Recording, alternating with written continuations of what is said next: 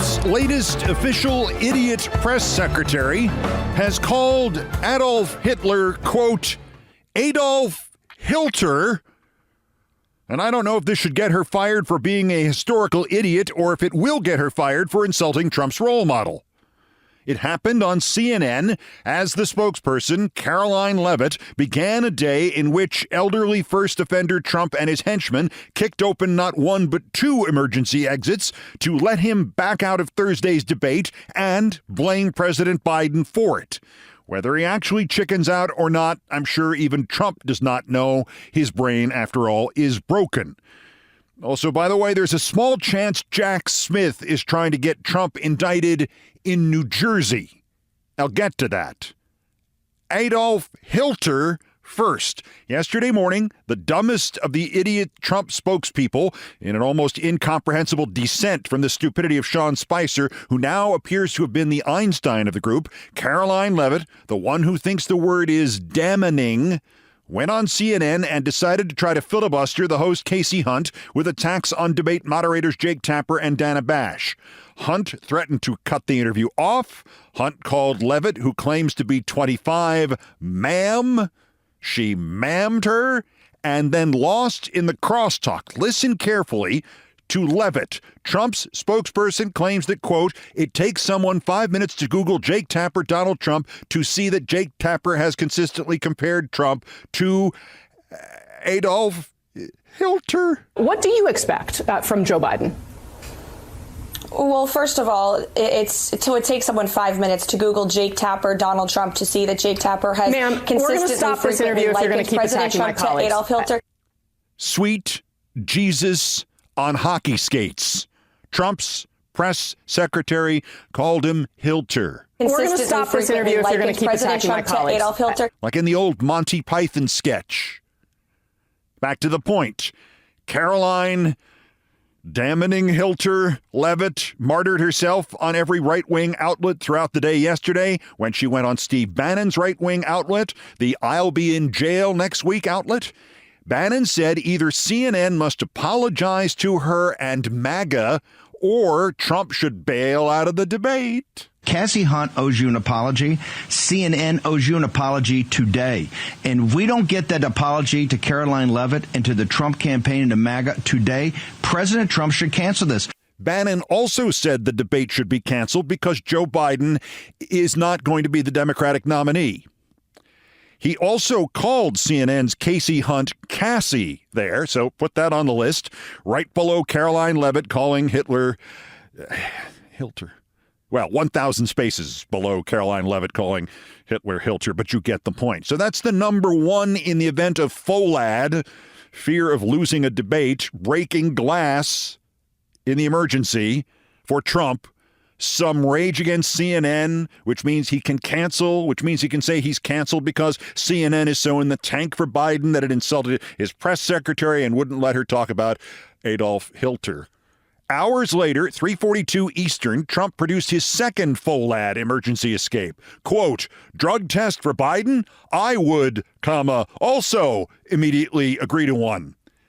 An oldie but a goodie. Honestly, if you hired a spokesperson who went on national television and thinks the name is Hilter and said this, you needed the drug test back then, Sparky.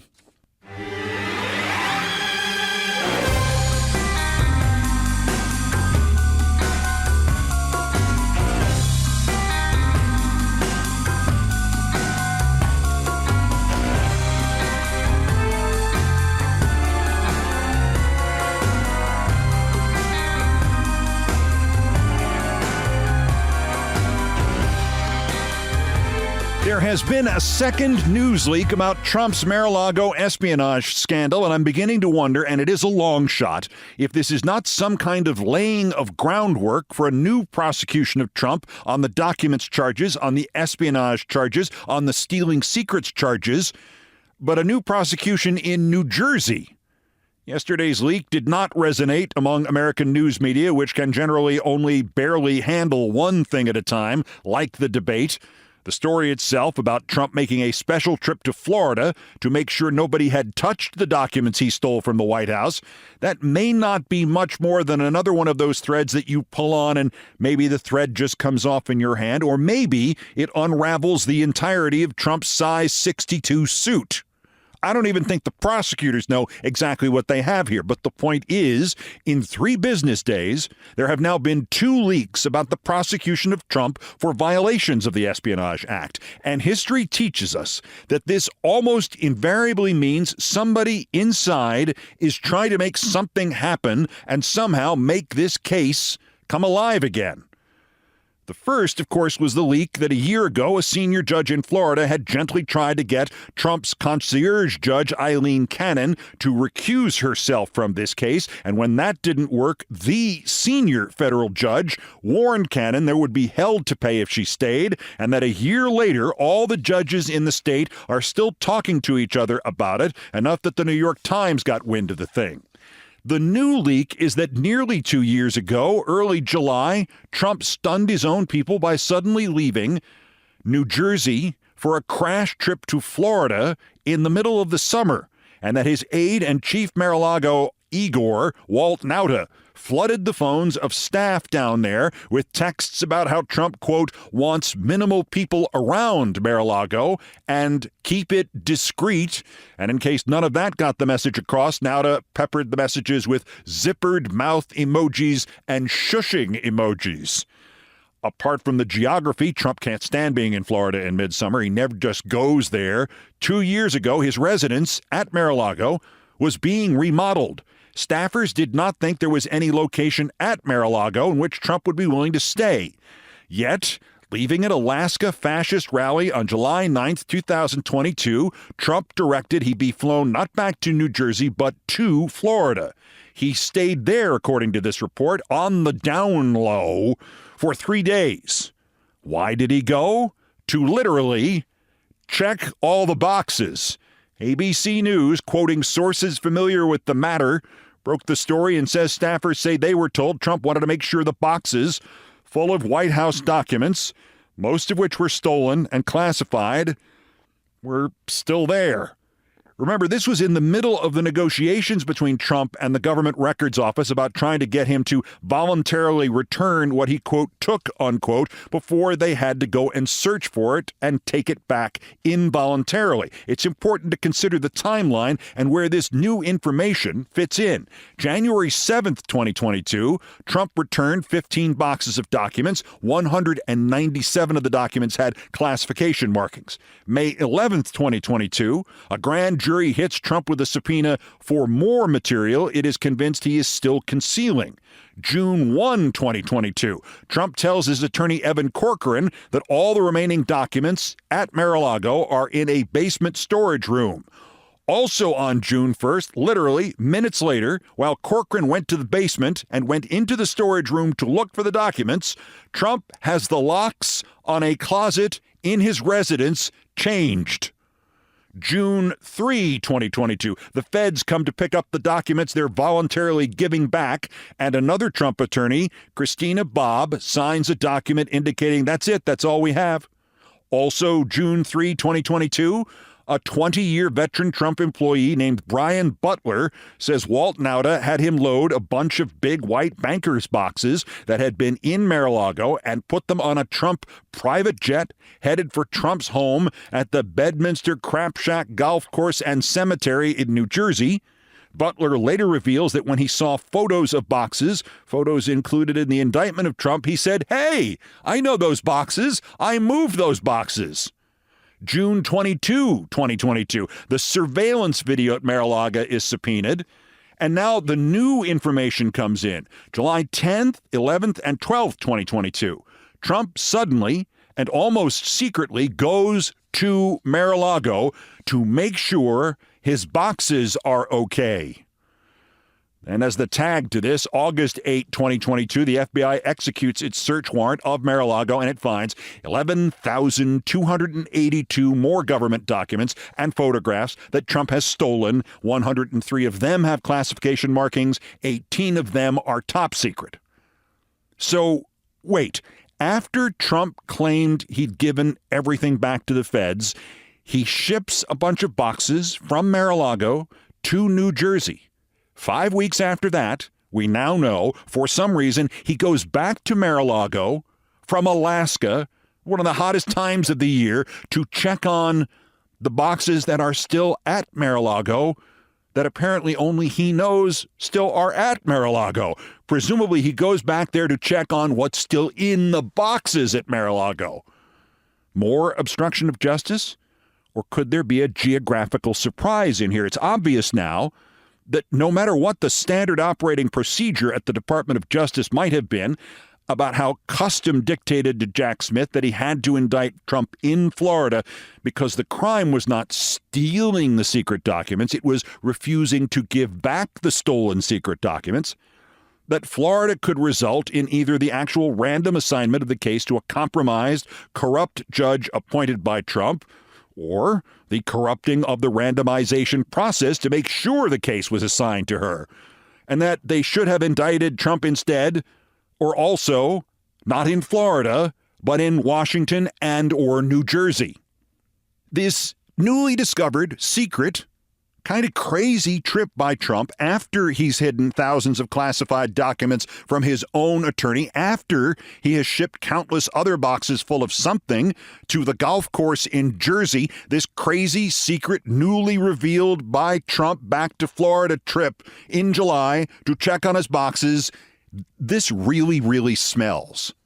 Could be it smells of Trump's ever-surprising insanity and paranoia, or it could be it smells of an opportunity for Jack Smith to break the Eileen Cannon gridlock by indicting Trump in a new case that ties the private plane shipment from Mar-a-Lago and Trump's July 10th secret trip to Mar-a-Lago, and indicts him as a result in New Jersey. That's if Biden is reelected and the cases continue, because if the cases continue after January 20th of next year, there's still the small matter of Eileen Cannon slow walking them in Florida. And even if it is not all that, even if those boxes he flew to Florida to check on were just full of, I don't know, think of something good, condolence cards from when Ivana died. Yeah, that's it. Condolence cards from, what's her name's ex-wife person, her death. Between this story and last week's leak about the warning to Eileen Cannon of judge not lest you be judged, somebody is clearly trying to awake the Trump espionage trial from its coma. I would say to get it to come out of its grave at the Bedminster golf course, but that probably would be in bad taste.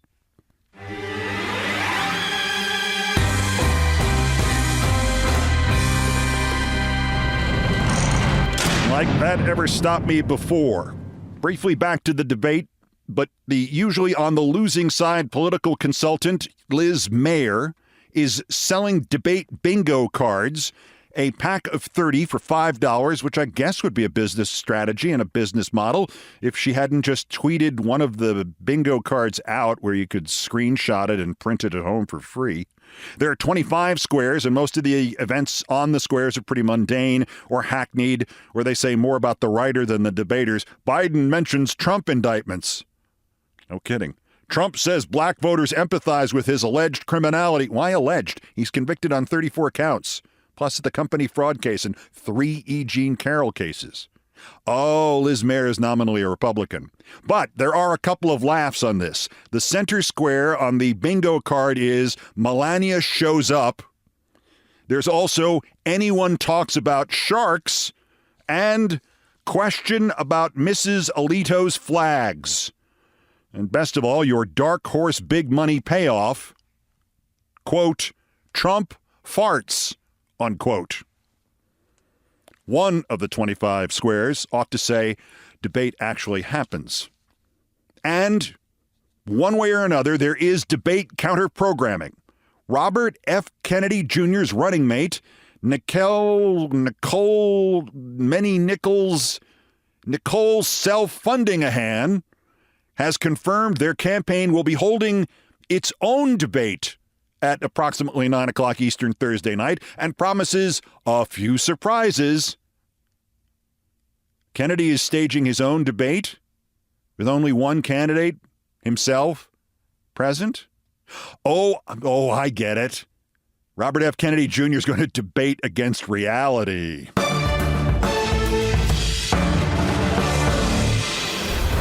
A reminder that I'll be live on YouTube for analysis in a special live video edition of the Countdown with Keith Olbermann podcast Thursday night.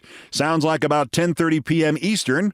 Or Trump won't show up and blame Biden, and maybe we can talk about that live. We really haven't discussed the backup plan. We will not be talking about Adolf Hilter. Also of interest here, by the way, Trump would never make that mistake, would he? Also of interest here on an all-new edition of Countdown, it was the greatest joke I ever did at Trump's expense. It's 34 or 35 years old, and until this past weekend, I had forgotten it. So at one end of the spectrum, I apologize for making you wait so long to hear it. And on the other end of the spectrum, I apologize because I'm about to reuse material from early in the Bush presidency. The first Bush. That's next. This is Countdown. This is Countdown with Keith Olbermann. Olbermann.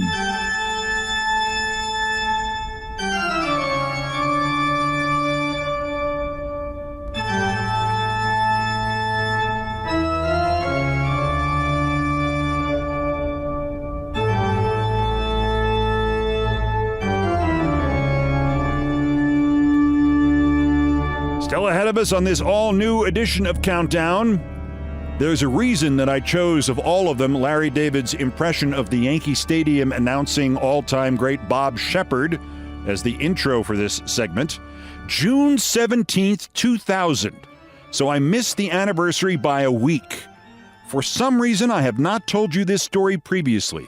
The people involved in today's new edition of Things I Promised Not to Tell: former New York Yankees second baseman Chuck Knobloch, my mother, and Babe Ruth. Stand by. But first, there are still more new idiots to talk about. The daily roundup of the miscreants, morons, and Dunning-Kruger effect specimens who constitute today's worst persons in the world. The bronze, me. I don't know why it took me so long to remember this or to bring it back. I think it was my first on-air joke and insult about Trump. Probably my best, and it's either 34 or 35 years old. With the irony that even then, in 1989 or 1990, Trump could not have gotten up on a bicycle if they'd used a forklift and 2 winches. For those 2 years, Trump sponsored an attempt to make an American version of the Tour de France bicycle race work. It was called the Tour de Trump. I showed highlights of the race on Channel 2 in Los Angeles, either in 89 or 90, and I said the race is called the Tour de Trump because it's 10 laps around Donald Trump's ego. The runner-up, Worser, I mean, that's pretty good. I was just a kid of 30 at the time. The runner-up, Worser, the United Kingdom's Conservative Party, which is not only expected to get blown out of office on July 4th in a landslide, but which is the only known major party in any Western representative government to also have an apparent gambling problem. 2 of its candidates in the July 4th election and one of the close aides to the Prime Minister, Rishi Sunak, have been investigated for placing bets on which date Sunak would choose on which to hold the snap election. One of the candidates, Laura Sanders, the member of Parliament for Bristol, is married to Sunak's campaign chief. And she put a bet down, a legal bet down, on when they were actually going to have the election. Hubby was the campaign chief to the prime minister who would select it. So the campaign chief and the close aide might have known when Sunak was going to call the election. Campaign chief Tony Lee has also taken a leave of absence after it turned out a police officer was also arrested for gambling when it was revealed that cop was on Sunak's bodyguard detail. He put a bet down on what date it was going to be, and there was another candidate for office who did the same thing. I mean, it's one thing to lose and get your party thrown out of office after 14 years, but for people around you to try to cash in a few hundred bob by betting on which day you're going to lose and get thrown out of office? Also, to reprise an old Monty Python joke with Sanders being investigated for gambling, the conservatives won't hold Bristols. Google it. It's worth your time. And 2 Monty Python throwbacks in one episode of the show. Mr. Hilter, he won't hold Bristols either. But our winner, the worst.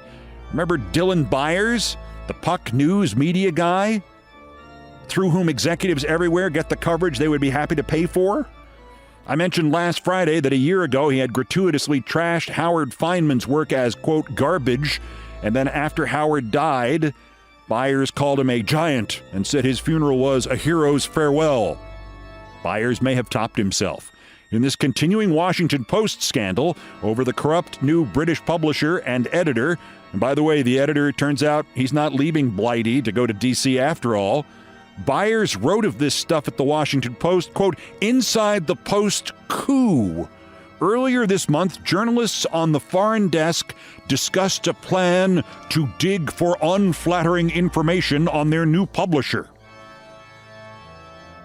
Byers has gotten fried nonstop for having written that, and with total justification. Post reporters have been, reporting on a scandal with the added degree of difficulty that the story is in their own building and their bosses have tried to bury that scandal and that story. And this idiot Byers can't stop fellating management long enough to think, even for just a moment, that they deserve applause for their journalism and courage and the meetings they've had to share the tips they have and how they're going to cover this story. He calls that, quote, a plan to dig for unflattering information. Boy, oh boy, that's called journalism. As my friend of half a century, Will Bunch, wrote, just wait until Dylan learns about the Washington Post reporters who discussed a plan to dig for unflattering information on Richard Nixon. Dylan, I'd also like to point out that if any investigative reporters feel the need to dig for unflattering information on him, all they have to do is read his articles. Byers, today's worst person in the world!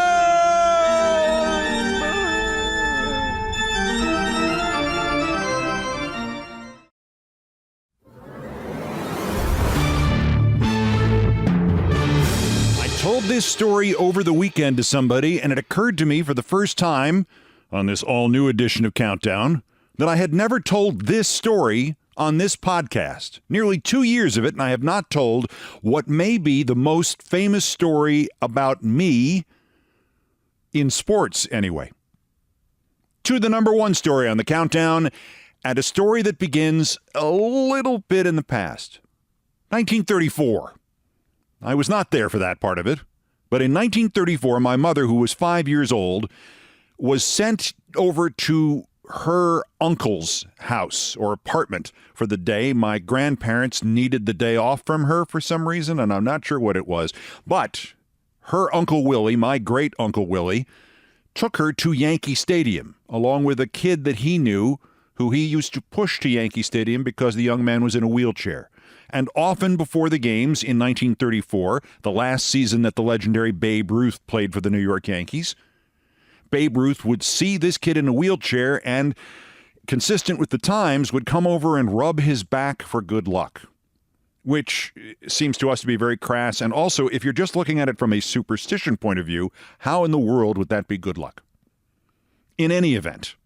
So one day, for the first time, when she was 5 years old and just turned 5 years old, her birthday was in June, she goes with her Uncle Willie and the boy in the wheelchair to Yankee Stadium. They don't have the money to go to the games. It's the middle of the Depression, but they live in the Bronx. They're a few blocks away from the stadium, and they go to say hi to the players on the way in. And sure enough, Babe Ruth says hello to them and asks my mother at the age of 5 what her name is. Now, her name was Marie, but because her mother's name was also Marie, the family often referred to her as Babe. I heard my grandmother refer to my mother as Babe when my mother was 45 years old. It was rather extraordinary.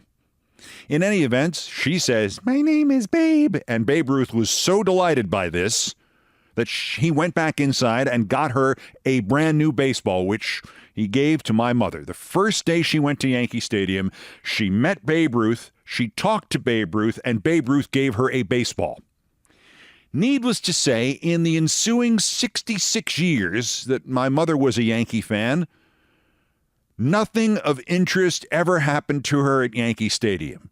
She would eventually see the Yankees win a couple of World Series, and eventually she saw her own son reporting from the field after the World Series games on the World Series broadcast, but nothing like getting a baseball from Babe Ruth on your first day as a fan and meeting Babe Ruth occurred to her. There was a brawl once between Red Sox and Yankees fans, I recall, when I was 10 or 11 years old. Beer was thrown, and she may have gotten a few drops of beer on the shoulder of her dress. I seem to recall that happening.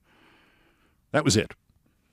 Nothing else of interest, certainly nothing difficult or untoward happened to my mother at Yankee Stadium until the middle of June in the year 2000. The Yankees, on that Saturday afternoon, had a second baseman named Chuck Knobloch, who had been a great star for them and an extraordinary addition to their team and set off the process by which they won 3 consecutive World Series and 4 in a span of 5 years, and almost 5 in a span of 6 years. In any event, Knobloch unfortunately had an issue throwing the ball to first base. Many second basemen, many baseball players have developed this. It's somewhat consistent with the idea of the yips in golf, where you can't sink the putt even though it's 2 feet away. For baseball players, it turns out to generally be an expression of emotional distress. Your mind is sabotaging the most fundamental thing in the game. It's stopping you from throwing the ball. And the easier the play is, the more familiar you are with it, the more difficult it suddenly becomes. It happened to Chuck Knobloch. It happened to another second baseman named Steve Sachs. And they've all turned out, and there was a pitcher, a minor league pitcher who became a writer named Pat Jordan, and they all turned out, and another one named Rick Ankiel, a pitcher for the St. Louis Cardinals, all of whom suddenly lost the ability to throw the ball in the easiest way possible, in the way in which they had the most control. Couldn't throw the ball over the baseman's head, over the catcher's head, into the stands. Well, that's where we joined Chuck Knobloch. As it later turned out, Chuck Knobloch's father, who had seen every one of his games from Little League, who had gone to all his high school games, who had traveled the country when Chuck Knobloch played in the minor leagues, who'd gone to all the road games of the Minnesota Twins and the Yankees. Chuck Knobloch's father had Alzheimer's disease and was in the final stages of it, and sometime early in the 2000 season lost the ability to recognize the Yankee second baseman Chuck Knobloch. Well, that accelerated a problem that would later, or shortly thereafter, make Chuck Knobloch an ex-second baseman. And on this day in June of 2000, I was completing the second year of a 2-year, not particularly happy stint as the host of Fox Baseball Game of the Week on the Fox television network. I was based in Los Angeles, and every Saturday I spent the whole day from 6 o'clock in the morning till 6 o'clock at night in a studio in Los Angeles that was kept down about 36 degrees, not my choice. I had to wear a winter coat sometimes when we weren't on the air. We would do a pregame show, which, because of the timing difference, started at 10 a.m., and they like to rehearse their pregame shows. Madness. All the good lines had been used and made stupid and not funny by the time we got on the air. They would rehearse this show 2 times, 3 times. It was an awful experience, and my co-host was one of the worst persons in the world, a man named Steve Lyons, who made me look like somebody who never complained once in his life. That's the only good aspect of working with Steve Lyons. He complained an average of 3 times a minute. All right, so Lyons and I are there doing the Game of the Week, and that day the broadcast was from Los Angeles, and it was a 4 p.m. Eastern start, 1 p.m. Pacific time. So the game and the show started a little bit late, and we get them started, the Dodgers and whoever it was at Dodger Stadium, with Joe Buck and Tim McCarver as the announcers, and me in the studio, and Lyons goes away, and he won't be back till the post-game show, so everybody's happier. Somewhere in the middle of the game, I'm watching the bank of televisions that's showing all the other games in progress, and the Chicago White Sox are playing at Yankee Stadium in New York. This is the remodeled Yankee Stadium that operated between the years 1976 and 2008. I essentially grew up in Yankee Stadium, the original Yankee Stadium, and then this modified, reconstructed one that reopened in 1976. And I knew not only every nook and cranny of the ballpark, but I knew every camera angle. And we had since 1972, my family, Yankee season tickets, which I had been paying for since about 1992, even though I did not live in New York. They were for my mother, who went 40, 50 times a year. So by this point, my mother has been to since that first game when she was greeted by Babe Ruth at the front door of Yankee Stadium. Here, welcome to your future. Here's a baseball from me, Babe Ruth. She has been to at least 1,000 games. She went to more games in her life than I have. Actually, literally true. And she is seated in the seats, in our seats, which have been the same one, box 47E, since the stadium reopened in 1976, and this is the year 2000. So she is, in essence, celebrating her 25th anniversary in those seats. The Chicago White Sox are playing the New York Yankees. They would rout the Yankees that day, and the Yankees were in the middle of a funk in the middle of the season, due not in small part to Chuck Knobloch's sudden inability to throw the ball successfully from second base to first base. He would throw it past the first baseman, over the first baseman. He would drop the ball as he threw it. It would fly out of his hand, and of course later it proved this was a psychological protest from deep within his mind against playing baseball anymore. It was too painful because his father was so sick and his father was so intimately connected to the game. So now Greg Norton of the Chicago White Sox hits a fairly tough play towards Chuck Knobloch, grounds a ball to the right of the mound. Chuck Knobloch has to charge in, pick the ball up barehanded, and while slightly off balance, throw it backwards towards the Yankee first baseman Tino Martinez. Not an impossible play, and not an impossible play for a good second baseman as Chuck Knobloch had been, but under the circumstances, a disaster in the making, which we then saw unfold. Chuck Knobloch throws the ball. It leaves his hand not straight, but an angle to the right of about, 50, 60 degrees. The ball shoots out of his hand and goes nowhere near first base. It goes into the stands behind first base, and in fact it goes to box 47E, where my mother is seated with my high school friend and his two kids, and my mother is sitting where the incoming throw has just been launched.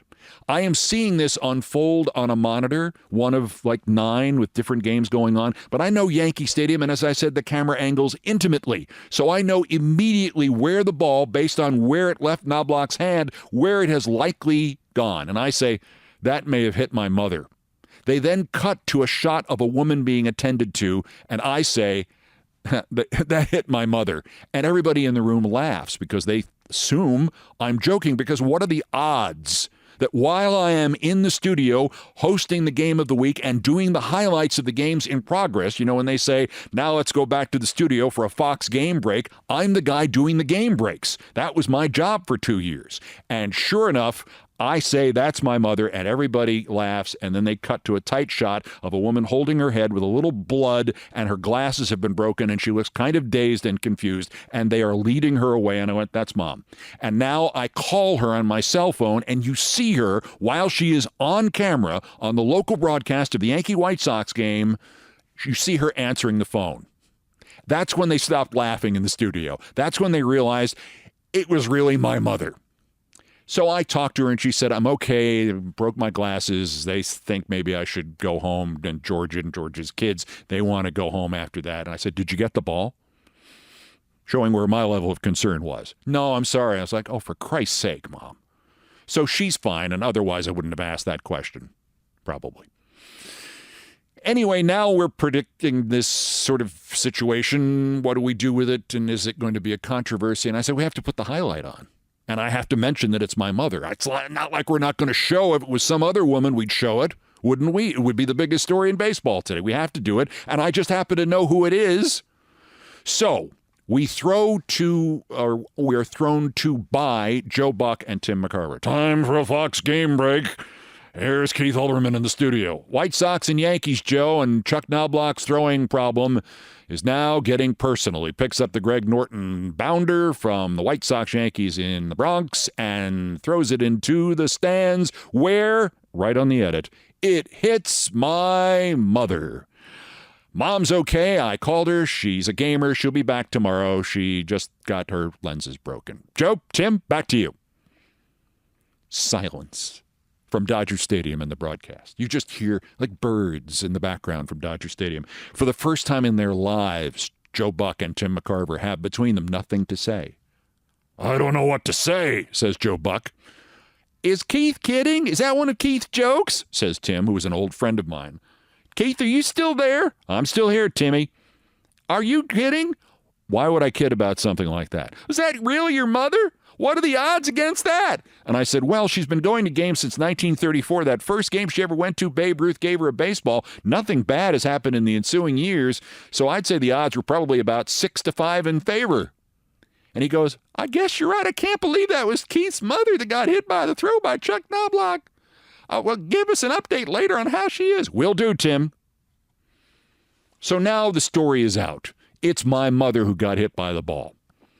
June 17th, 18th, one of the 2 days, the Saturday of that weekend, 2000.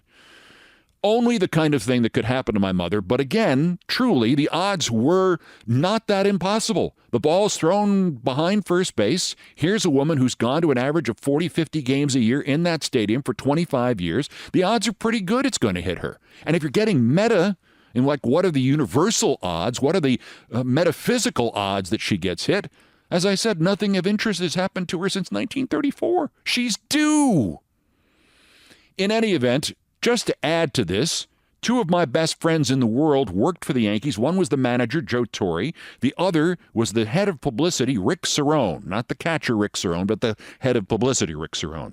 So I call Rick Cerrone in the office at Yankee Stadium in the press box because I figure he's already figured this out, and I want to give him a heads up that I had no choice but to mention that it was my mother since it was my broadcast.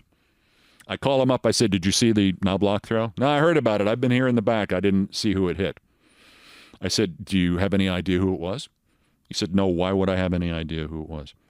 I said, why would I be calling you? I don't know, Keith. Why would you be calling me? I said, how many times have you sat behind first base with me and somebody else? And he goes, wait a minute, what are you saying? I said, how many times did you and I go as teenage friends in the 70s and sat behind first base? And he goes, oh, God, no. I said, yep. He said, that hit your mother? I said, yep. And he said, first off, he said, did she get the ball? And I went, no, she didn't. Oh, for crying out loud. Well, what, you didn't say anything about it, did you? I went, of course I said something. They showed her on your broadcast. And he goes, oh, God, no. I said, what other choice did I have? He goes, no, you're right. You're right.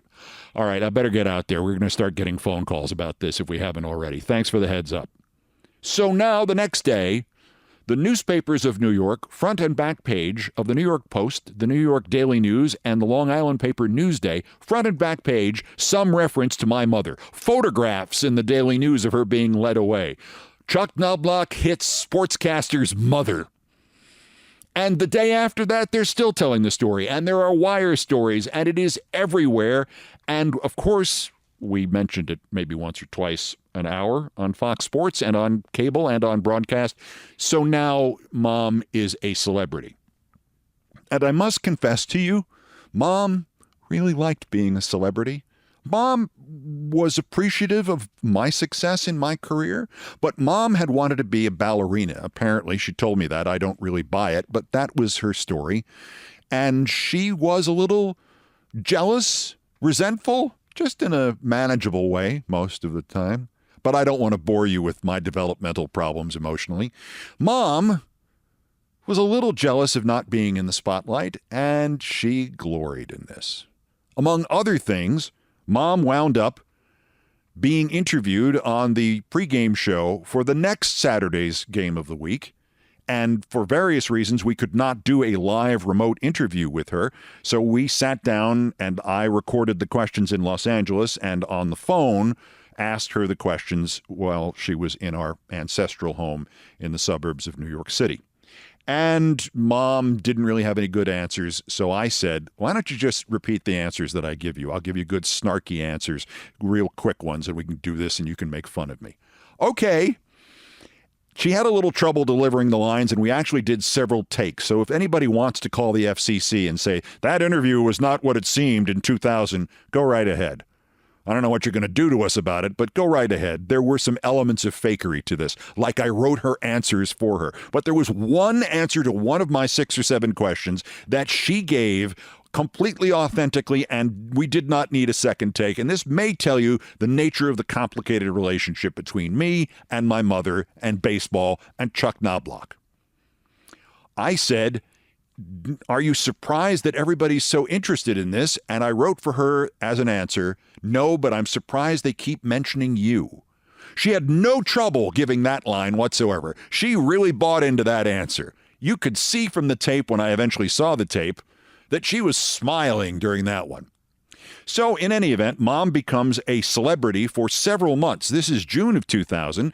Come October, when the Yankees and Mets played in the World Series and she was in the stands, number one, my employers had given her a Fox Sports cap to wear, and they repeatedly showed her during the games of the World Series at Yankee Stadium. So Mom became a celebrity and became very well known for getting hit in the head with Chuck Knobloch's throw. Joe Torre, who I mentioned, was an old friend of mine, the first person I ever interviewed in television, and a colleague in local sports in television in L.A. when I worked there in the 80s and 90s. Joe Torre called me up right afterwards and asked how she was. And I said, she's fine. How's your second baseman? He acts like he got hit in the head with a throw, too. He's very worried you think he did it deliberately.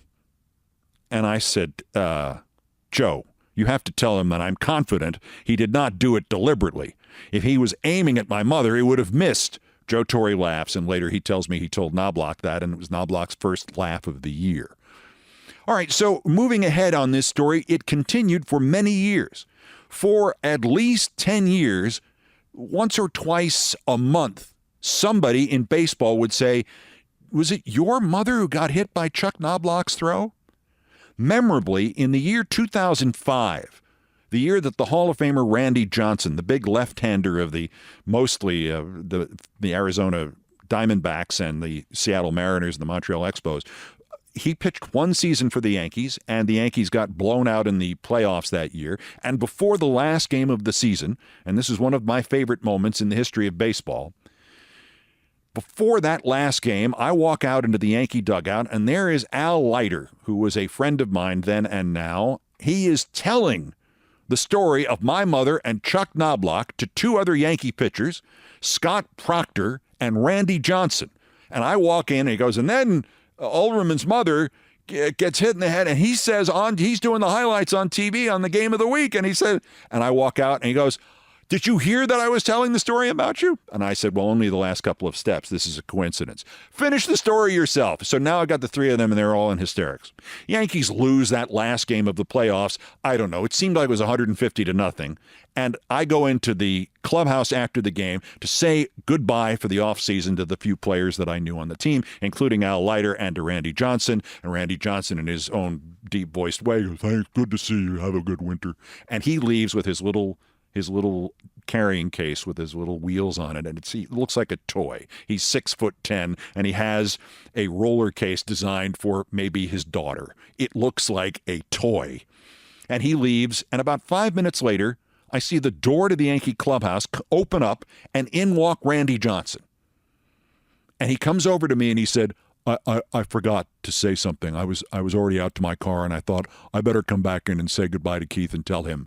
I mean, this was a really bad week, this last week, as we've been losing and the season ended. And I just wanted to say that telling that story about your mother really was the highlight of the whole thing and made me smile for the only time this month. So thank you. Have a great winter. So that's my mother and Randy Johnson 5 years after she got hit in the head with a throw by Chuck Knobloch, the second baseman of the Yankees.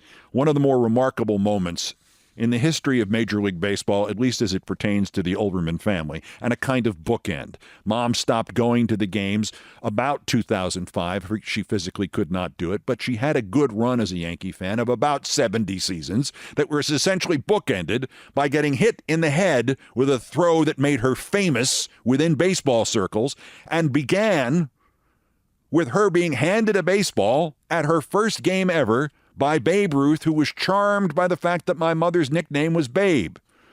Punchline to this, to me, is one of the most avid collectors of sports memorabilia and particularly game-used baseballs. I didn't get either of those baseballs from my mom.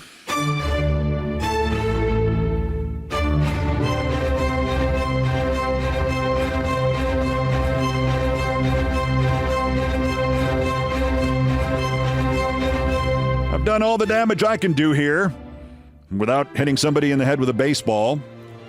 Thank you for listening. Countdown musical directors Brian Ray and John Philip Chanel arranged, produced, and performed most of our music. Mr. Ray was on the guitars, bass, and drums, and Mr. Chanel handled orchestration and keyboards. Produced by TKO Brothers. Other music, including some of the Beethoven compositions, were arranged and performed by the group No Horns Allowed.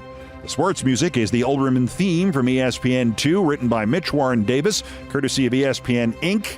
And that reminds me, the story is ongoing with my mother and the baseball. In 2018, I did play-by-play of the New York Yankees-New York Mets game at Yankee Stadium. And needless to say, we showed the highlight of my mother getting hit in the head with the baseball thrown by Chuck Knobloch, to the delight of my fellow announcers, Tim Kirkjian and Eddie Perez, who could not stop laughing about it for about an inning and a half. Mom is eternally part of baseball history. This would please her greatly. A little bit more if my name were not connected to it. Our satirical and musical comments are by Nancy Faust, the best baseball stadium organist ever. It was her Chicago White Sox were there, although she was not. Our announcer was my friend Larry David. Everything else was pretty much my fault. Larry David, who's mentioned the Yankees once and again, and with whom I've also conversed about my mother getting hit in the head with a throw from Chuck Knobloch. That's countdown for this, the 134th day until the 2024 presidential election. And vice presidential candidate Chuck Knobloch has the 1,268th day since convicted felon Donald Trump's first attempted coup against the democratically elected government of the United States. Use the July 11th sentencing hearing, use the mental health system, use presidential immunity if it happens, to stop him from doing it again while we still can. A reminder, we'll be live again on YouTube after the debate Thursday night. Join me and send your link to this podcast to somebody who does not already listen. Remember, it is free. The next scheduled countdown is tomorrow. Bulletins as the news warrants. Till the next one, I'm Keith Olbermann. Good morning, good afternoon, good night. Avoid getting hit in a baseball, and good luck.